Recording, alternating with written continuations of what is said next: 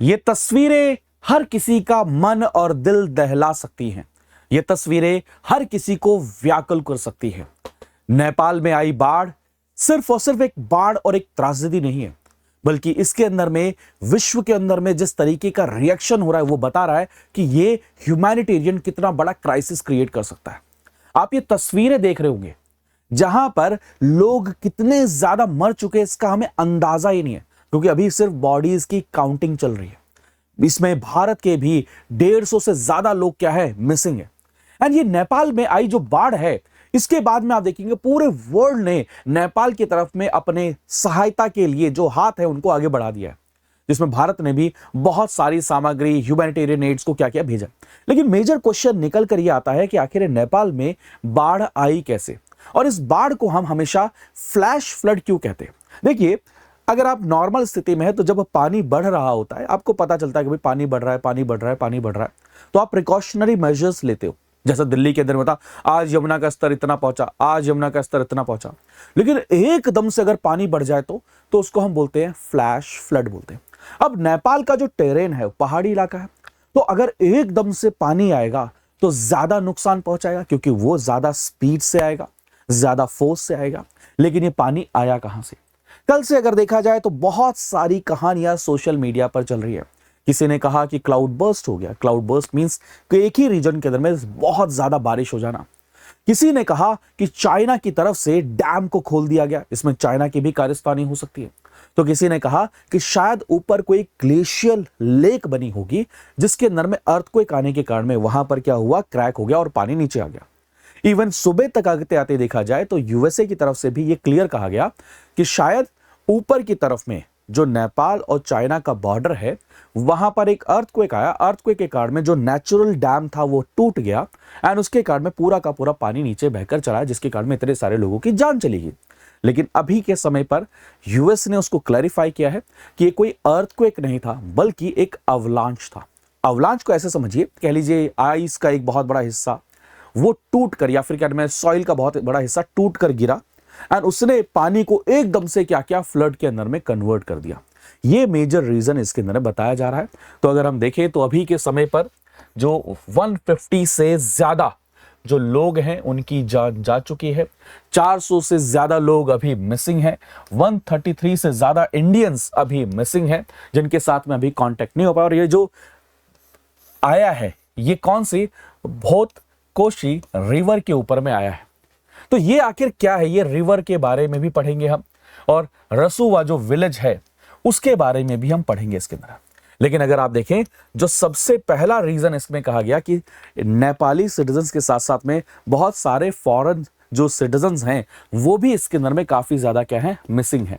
कई सारे लोगों से तो अभी कांटेक्ट भी नहीं हो पा रहा है। कई सारी बॉडीज को रिकवर कर लिया गया है, एंड जो अथॉरिटीज हैं उनको है कि भाई जिस तरीके की ये बाढ़ है, जिस तरीके का ये फ्लड है, इसमें नंबर्स और भी ज्यादा हो सकते हैं, बहुत ही ज्यादा इस नंबर को आप देख सकते हैं। तो अगर आप देखेंगे, ये है चाइना। चाइना के अंदर में यहां पर आता है तिब्बत और नेपाल का बॉर्डर यहां पर। तो यहां पर आता है रसुवा डिस्ट्रिक्ट। यहां पर ही आपको त्रासदी देखने को मिली है। तो यहां पर सिचुएशन क्या हुई है, जो हमें क्लैरिफिकेशन मिल रहा है इस समय पर, कि इस जगह पर कुछ अवलांच जैसी क्या हुई है, सिचुएशन क्रिएट हुई है। अवलांच जैसे मैंने बताया कि हो सकता है कोई आइस का एक बहुत बड़ा टुकड़ा वहां पर गिरा, या फिर सॉइल का बहुत बड़ा टुकड़ा गिरा। लेकिन जहां तक बताया जा रहा है कि आइस अवलांच ही है, वो गिरा।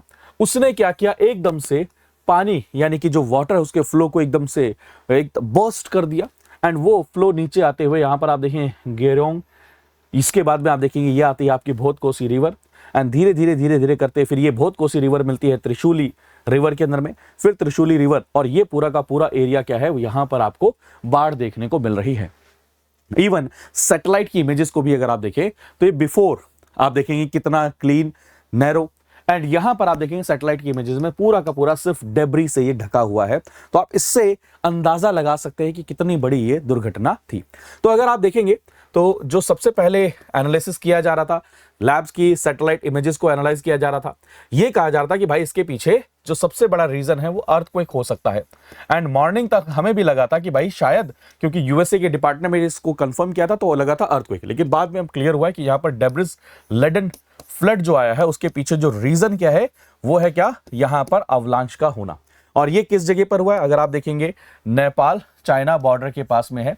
और अगर हम यहां पर इसको समझने की कोशिश करें तो इसके फ्लड के एक्सटेंट को आप देख सकते हैं।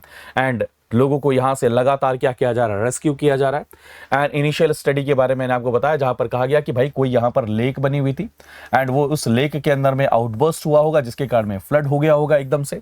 लेकिन अब यहां पर क्लियरली हमें पता चला है कि भाई एक स्नो रॉक लैंडस्लाइड हुआ है।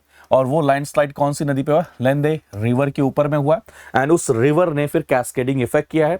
एंड आज के टाइम पर तो ये भी कहा जा रहा है कि शायद इसका इंपैक्ट भारत के अंदर में भी देखने को मिलेगा। इवन यूपी और बिहार काफी ज्यादा हाई अलर्ट पर है कि वहां पर भी काफी ज्यादा क्या हो सकता है, फ्लड जैसे सिचुएशन हो सकती है। तो आप यहां पर देखेंगे ये जो हम बार बार बोल रहे हैं ना अवलांच या फिर लैंडस्लाइड का मतलब क्या होता है, इसको बहुत सरल भाषा में समझे। यानी कि बहुत बड़ा हिस्सा आइस का या फिर रॉक का वो क्या करता है, एकदम से गिर जाता है। कौन सी नदी के ऊपर में, लेंदे नदी के ऊपर में। एंड जब वो गिरता है उसके कारण में आप देखें सडन सर्ज होता है एकदम से। अगर आप सोचो कोई बहुत बड़ा हिस्सा पानी के अंदर में गिरेगा तो पानी एकदम से कितनी स्पीड से बहेगा और वो नीचे की तरफ में आना शुरू करता है, जिसके कारण में रसूआ जो एरिया है उसके अंदर में बाढ़ आ जाती है। एंड इसके अंदर में भी अगर आप देखेंगे तो एक सीरीज आपको नजर आएगी।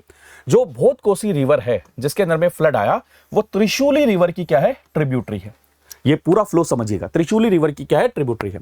तो और जो लेंदे है वो किसकी ट्रिब्यूटरी है, वो आपके भोतकोशी की ट्रिब्यूटरी है। तो आप देखेंगे लेंदे के अंदर में ये क्या होता है, एक तरीके से मतलब इसकी प्रोनाउंसिएशन कुछ भी हो सकती है। आप इसको कई सारे लोग रेंदे भी बोलते हैं, कई सारे लेंदे भी बोलते हैं आप इसकी प्रोनाउंसिएशन, लेकिन आप इसको समझने की कोशिश करिए। वहां पर इस नदी के अंदर में क्या होता है, अवलांच टाइप की सिचुएशन होती है।